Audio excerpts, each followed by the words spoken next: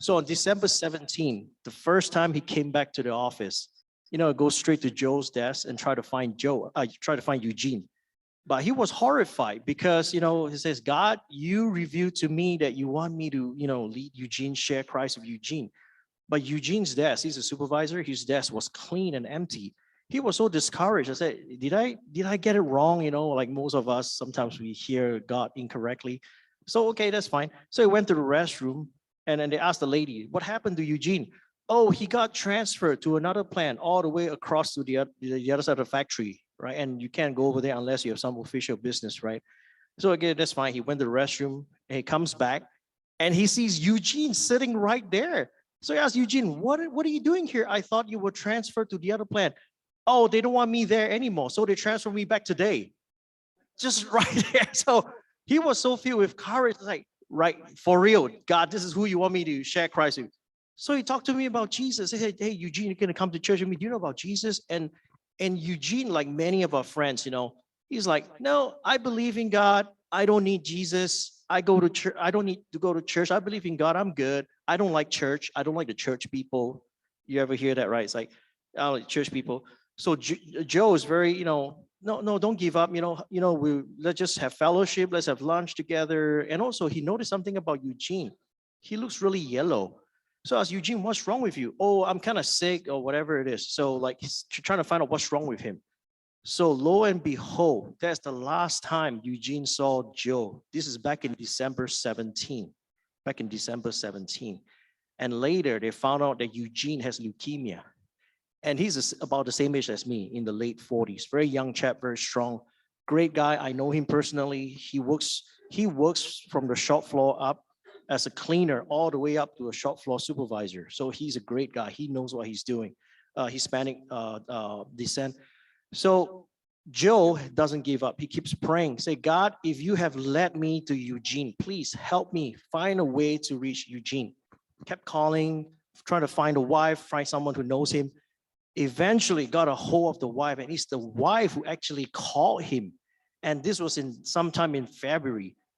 And Joe was telling the wife, I just want to come to talk to Eugene. I talked to him about Jesus and blah, blah, blah. And the wife was freaking out because they're going to unplug him because he's about to die. You have 1.5 hours. The wife was like, please come quickly. You have 1.5 hours before they unplug him and move him to a hospice so that he can die peacefully. So Eugene was like, okay, Joe was like, okay, let me grab one of the Hispanic speaking person and grab my wife, and we're going to come as soon as we can. So all of this God arranged where as they arrive at the hospital, right, it was around 9:30 p.m. All the families of Eugene has left because they were there crying with him, saying goodbyes. And he was, I think the doctor put him on a lot of morphine or whatever it is so that he can be comfortable before they unplug him in an hour and a half. So it's God's provision because there's nobody there. So it's just Eugene lying on the bed with his wife, and then Joe with his wife and his Hispanic speaking friend going there trying to share the gospel. And so Joe was like, what do I say? This guy is full of, morphine. He's not cognitive. So it's very simple. He said, he started with a story. You guys remember when Jesus was crucified on the cross? Beside him was two thieves, right? So one of the thieves mocking Jesus, hey, if you're the Son of God, save yourself. And then what did the other thief say? Hey, you keep quiet.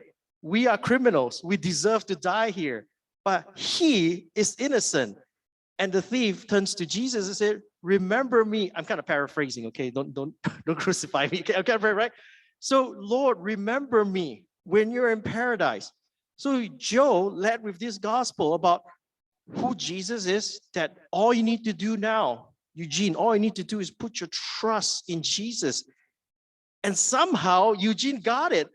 And he was screaming at the top of his lung in a hospital room, Jesus, remember me. Jesus, remember me. That's all he said. And then Joe was like, is he really on drugs? Or, because it's full of morphine, right? So he get a Hispanic speaking guy to share the gospel slowly. He said, see, he keeps saying in Spanish, he understood see, and But it was very moving. And he just kept saying, Jesus, remember me. Jesus, remember me. And at this point, the wife was crying. They were praying for him. And it seems like Eugene was in peace after giving his life to Jesus, supposedly. And that's not the end of the story. So 2 days later, as they unplug him, he passed away in a hospice. So do you remember in the beginning, it was actually Joe wanted to invite Eugene to come to church to fellowship together, right? So Eugene actually came to Joe's church because the wife insisted that the wake be at Joe's church. So he came to church in his casket. And the amazing thing is when he came, he brought 115 of his friends and family to church. They have never been to church. And the pastor, Joe told me that the pastor was preparing to preach a message about, how Eugene led a life, is a great life, he's a great guy.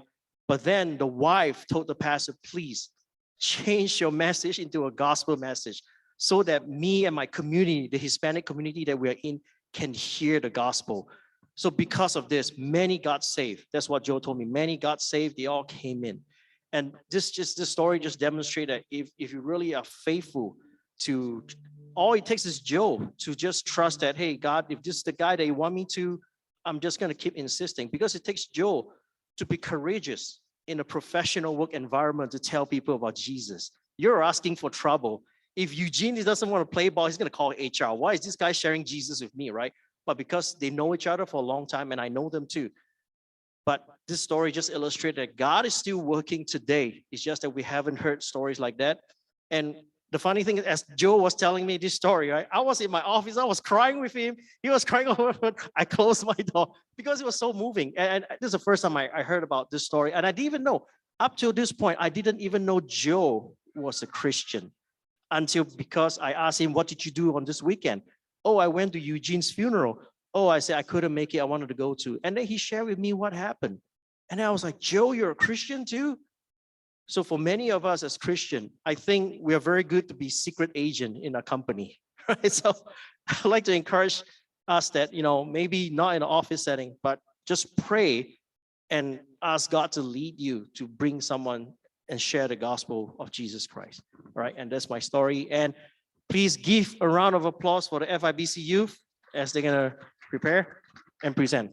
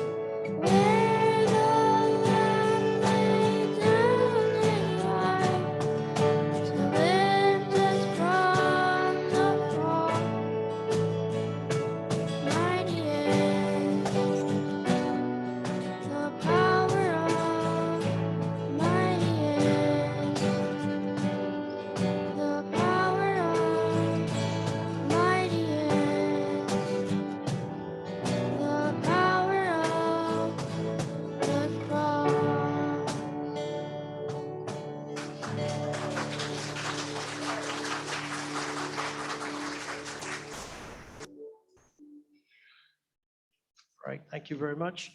So next we have please give him another round of applause. Next we have the FIBC choir. So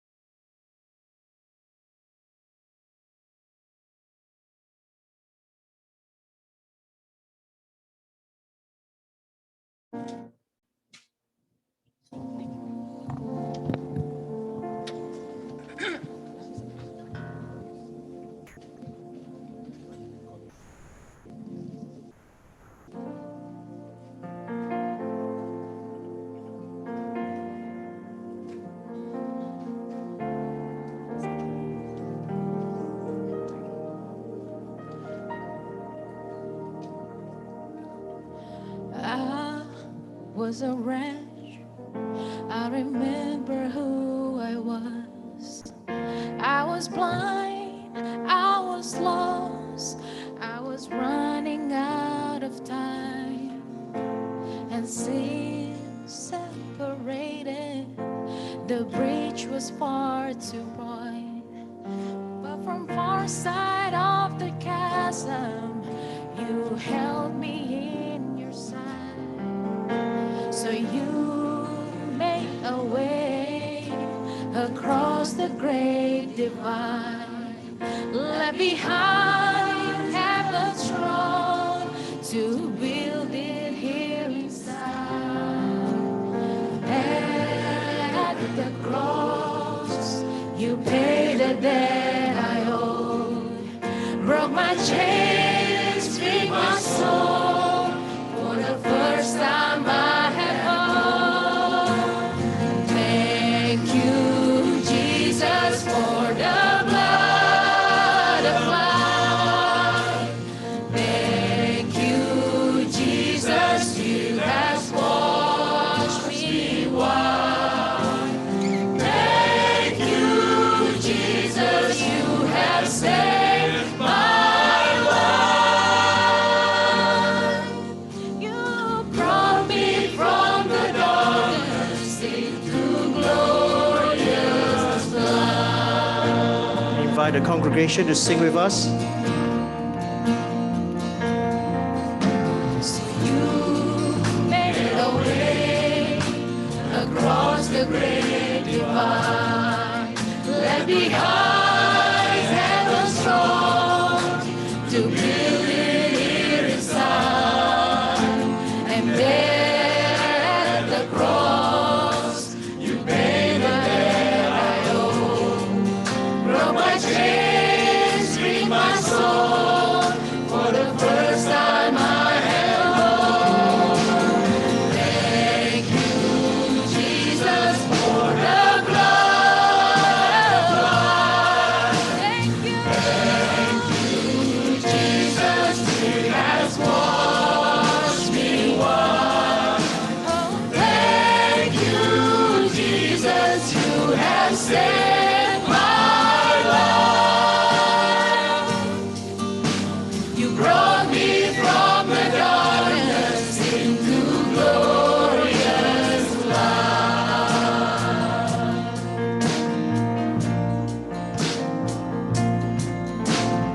You took my place, laid inside my tomb of sin. You were buried for 3 days, but then you walked right out again. The night has no sting, and life has no end. For I have been transformed by the blood of the Lamb. Thank you, Jesus, for the blood applied.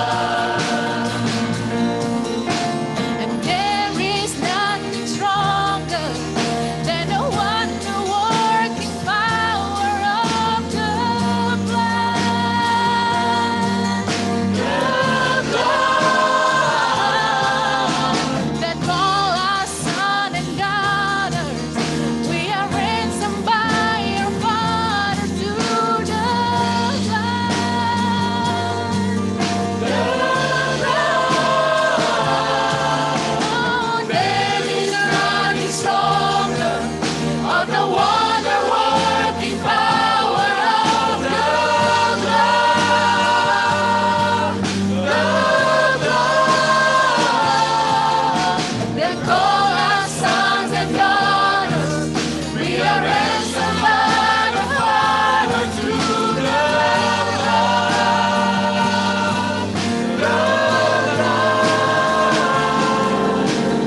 Thank you, Jesus, for the blood applied.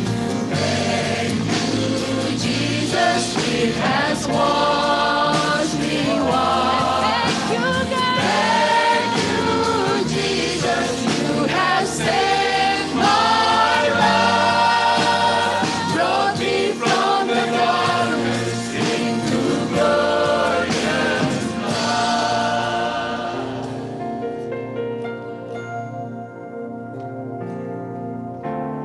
glory to his name. Glory to his name. There to my heart was the blood. Glory to his name.